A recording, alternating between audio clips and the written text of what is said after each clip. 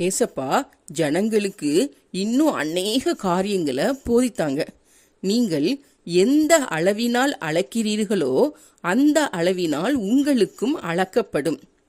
வசனத்தை கேட்கிற உங்களுக்கு அதிகம் கொடுக்கப்படும். உள்ளவன் எவனோ அவனுக்கு கொடுக்கப்படும், இல்லாதவனிடமிருந்து உள்ளதும் எடுத்து கொள்ளப்படும் அப்படின்னு சொல்லிட்டு தேவனுடைய ராஜ்யம் எதற்கெல்லாம் ஒப்பாயிருக்கிறது அப்படின்னு சொல்றாங்கன்னா, விதை முளைத்து பயிராகிறதற்கு ஒப்பாயிருக்கிறது. அதுக்கப்புறம் கடுகு விதைக்கு ஒப்பாயிருக்கிறதுன்னு சொல்றாங்க. ஒரு மனிதன் நிலத்துல விதைய விதைக்கிறான், விதைச்சிட்டு ராத்திரி தூங்கிடுறான்.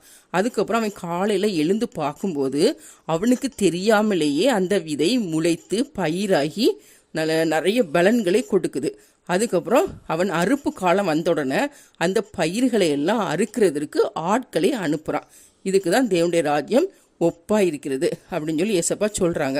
அதுக்கப்புறம் இந்த கடுகு விதை பூமியில் உள்ள எல்லா விதைகள்லையும் சிறியதாட்டு காணப்படும். ஆனாலும் அது வளர்ந்து பெரிய கிளைகளை விடும்.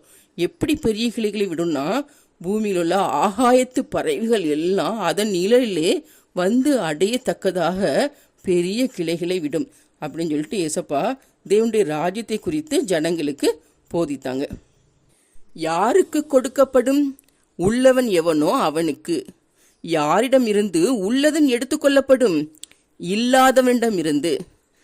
பயிரை அறுக்கிறதற்கு எப்போது ஆட்களை அனுப்புகிறான்? அறுப்பு காலம் வந்தவுடனே. சகல விதைகளிலும் சிறியதாயிருப்பது எது? கடுகு விதை.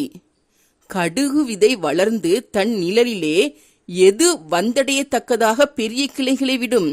ஆகாயத்து பறவைகள்.